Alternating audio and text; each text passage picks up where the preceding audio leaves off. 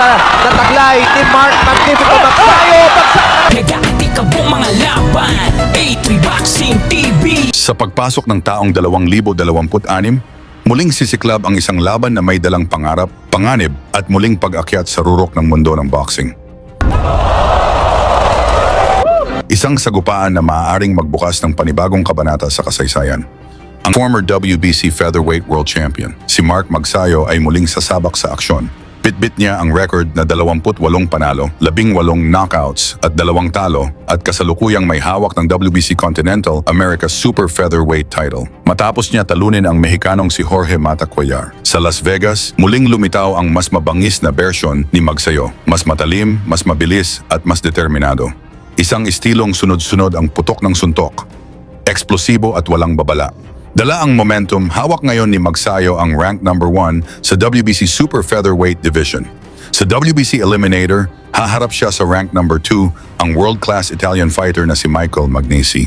Ang mananalo sa laban na ito ay magiging mandatory challenger ng kasalukuyang WBC World Champion na si O'Shaquie Foster.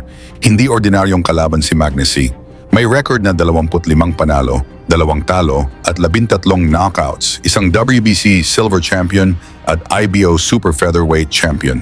Kilala sa mabilis na footwork, agresibong galawan at estilong hindi umatras. Isang seryosong balakid sa sino mang may ambisyong maging world champion.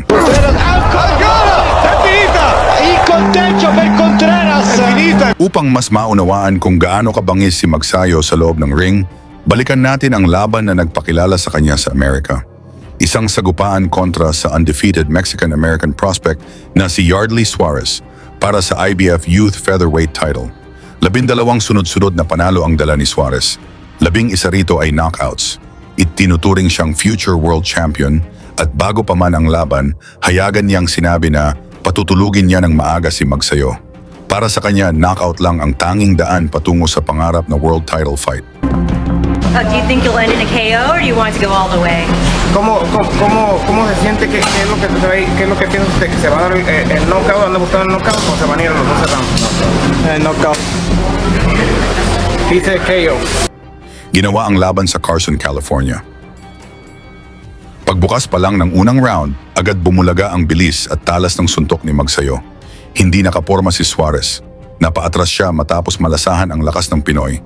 At maagang nabisto, nahirapan siyang depensahan ang walang tigil na opensiba. It was magnificent in sparring.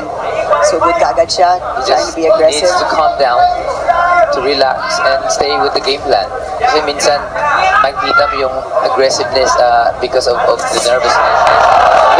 Good left-right combination, wala ka Magsayo.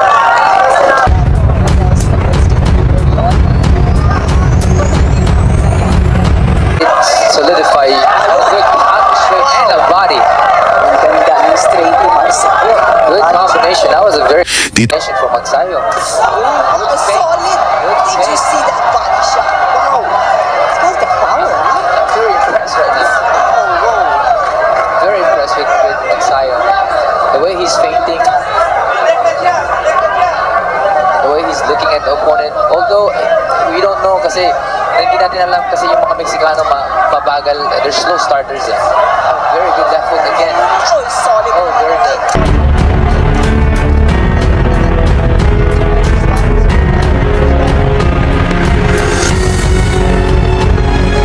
Kasi malakas si Suarez with his record. Oh, good overhand, he's out.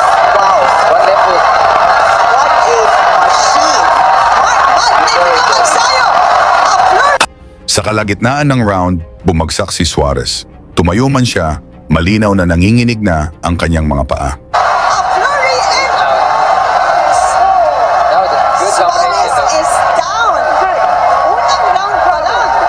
Wow. I'm very impressed with Magsayo right now. Nakikita mo yung power of his speed. Ito, hataw. Ano si Magsayo? Oh gosh. This is Uppercut. second. Doon na pinakawalan ni Magsayo ang sunod-sunod na kombinasyon. Parang machine gun ang bagsak ng mga suntok. Muling bumagsak si Suarez at wala nang ibang pagpipilian ng referee kundi itigil ang laban. Technical knockout victory para kay Mark Magsayo. Isang panalong naglagay sa kanyang pangalan sa usap-usapan sa Amerika. Hindi bilang pangako kundi bilang banta sa division.